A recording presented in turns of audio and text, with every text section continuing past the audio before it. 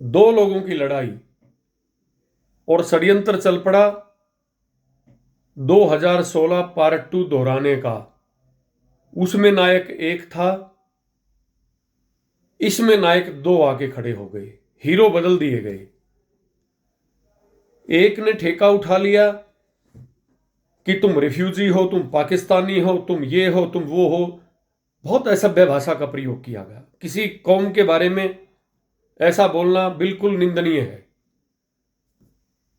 और दूसरे व्यक्ति ने यह बता दिया कि हमारे आने से पहले तो जैसे तुम कच्चा मांस खाते थे, जंगलों में रहते थे, तुम आदि मानव थे, हमने बोलना सिखाया, हमने कपड़े पहनना सिखाया, हमने व्यापार करना सिखाया, आदि आदि। और कोशिश होने लगी कि एक लॉबिंग हो, लोग इकट्ठे हों और पार्ट 2 दोहराया जाए 2016 का। लेकिन हमारे प्रदेश में 36 बिरादरी में बहुत समझदार लोग भी हैं। एक भाई ने उनको पाकिस्तानी पता नहीं क्या क्या अनर्गल बातें कही। भाई, आपका कोई व्यक्तिगत उससे मसला हो सकता है, आप किसी बिरादरी को कोई गलत नहीं कह सकते, आपको अधिकार नहीं है इस बात का। आपको दायरे में रह के बात करनी चाहिए। पाकिस्तानी कहते थे, हम भी, मेरे गांव में पड़ोस में एक खेड़ा गांव है, वहां पे दीनानाथ होते थे, वो बताते थे हमें कि हम किस प्रकार आए। लेकिन हम उसकी शालीनता, उसकी मृदु भाषा और जिस तरीके से उसका कमा के खाने का जज्बा था, उस व्यक्ति का 85-86 साल की उम्र में भी साइकिल पे फेरी लगाता था। और जिस तरीके से अगर उससे आदि भी छोटी गांव की कोई महिला है तो वो बिना चाची कहे पानी लेना होता या लस्सी लेनी होती, तो इतना शानदार व्यक्तित्व दीनानाथ जी का था, आज भी हमें याद आता है वो। परंतु एक भाई जो पूरे कौम का ठेकेदार बनता, जिसके ऊपर एफआईआर भी दर्ज है, जिसके ऊपर ब्लैकमेलिंग के मुकदमे दर्ज हैं, वो कह रहा कि हमने आपको खाना पीना भी हमने सिखाया। अब मैं दोनों से ये कहना चाहता हूं कि तुम लोग दोनों बुजुर्गों के पास बैठो। किस प्रकार से वो भाई, क्योंकि पाकिस्तान 14 अगस्त को अस्तित्व में आ गया और भारत 15 अगस्त को अस्तित्व में आया, तो जो भाई वहां से विस्थापित होके हमारे भाई यहां पे आए, उनको, खासकर जाटों के गांव थे आसपास में, चाहे कानौर हो, कलानौर हो, बनियानी हो, कानी हो, बैंसी हो, तो जिस तरीके से उनके तन पे कपड़ा नहीं, सर पे छत नहीं थी, तो उन भाइयों को यहाँ के जो हमारी बिरादरी के और अन्य भी बिरादरियों के जो सब भाई थे, 36 बिरादरी पहले से यहाँ पे थे, उन्होंने उनको गले लगाया और मिलजुल के काम किया। और उन लोगों ने इतनी मेहनत की, इतनी मेहनत की कि आज वो बुलंदियों को छू रहे हैं, इसमें कोई शक नहीं है। और देश की प्रगति में पंजाबी समुदाय का बहुत बड़ा योगदान है।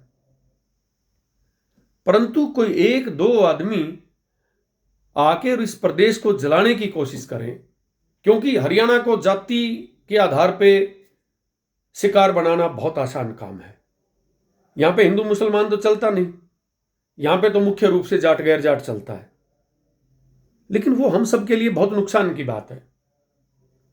एक कागज का टुकड़ा लेकर आए, किसकी वो जमीन है, आज 12 साल को किसी की जमीन पे काश्त कर लेता तो उसकी जमीन को नहीं छोड़ता, किराएदार घर से नहीं निकलता। उन अपने भाइयों को यहां के भाइयों ने मदद की, निसंदेह। जो भाई ये ठेकेदारी उठा रहा कि खाना भी बनाना हमने सिखाया, इस प्रकार की बात नहीं कहनी चाहिए।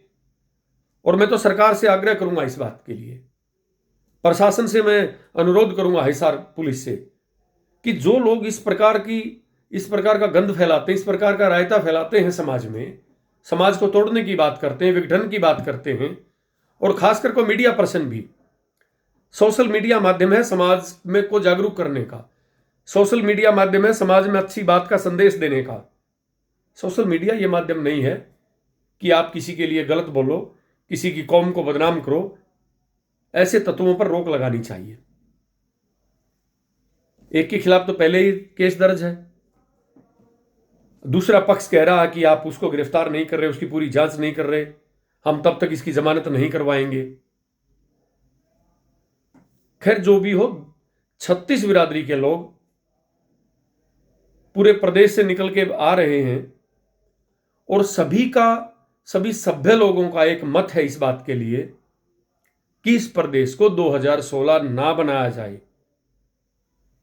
और मेरी भी सब भाइयों से, जितने भाई मुझे सुन भी रहे हैं, देख रहे हैं, मेरी सबसे भी एक अपील है, एक विनम्र निवेदन भी है, प्रार्थना है कि हम अगर कोई 2 व्यक्ति या 4 व्यक्ति आकर इस प्रदेश के अमन चैन भाईचारे में जहर घोलने का प्रयास करेंगे तो क्या हम सब 36 बिरादरी के भाई, पूरे प्रदेश के भाई, क्या हम इतने कमजोर हैं कि उनकी बातों में आके हम हरियाणा प्रदेश का नुकसान करेंगे?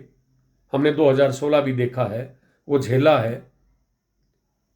तो किसी भी प्रकार से इस प्रकार के जो असामाजिक तत्व हैं, जो समाज को बांटने की बात करते हैं, उनके बहकावे में नहीं आना चाहिए।